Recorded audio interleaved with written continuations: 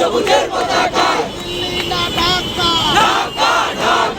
জাতীয় সরকারটা হচ্ছে কি কনসেপ্টটা হচ্ছে রাজনীতিবিদদের কনসেপ্ট, সেখানে আমলাদেরও একটা কনসেপ্ট আছে। আমরা চাই বিপ্লবী সরকার হোক, যেটা আমাদের একদম শুরুর দাবি। এই সরকার মানে গঠন করার শুরুর দাবি। এই দেশে হাদি ভাইয়ের যদি হত্যার বিচার না হয়, এই দেশের সরকারের বর্তমান যে প্রধান উপদেষ্টা যে সরকার তত্ত্বাবধায়ক সরকার বসানো হয়েছে, তারা যদি হাদি ভাইয়ের হত্যার বিচার না করে, আবারও এই 7 তারিখের পরে যদি হাদি ভাইয়ের হত্যার বিচারের দাবি আবার শেষ না হয়, তারা যদি কোনো ফয়সালা না করে, এই গতি পর্যন্ত আবার বাংলাদেশের জনগণ লড়িয়ে দেওয়া হবে।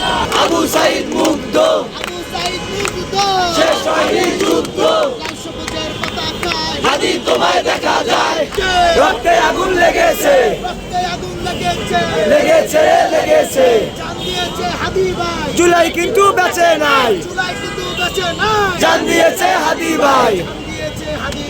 জুলাই কিন্তু বেঁচে নাই।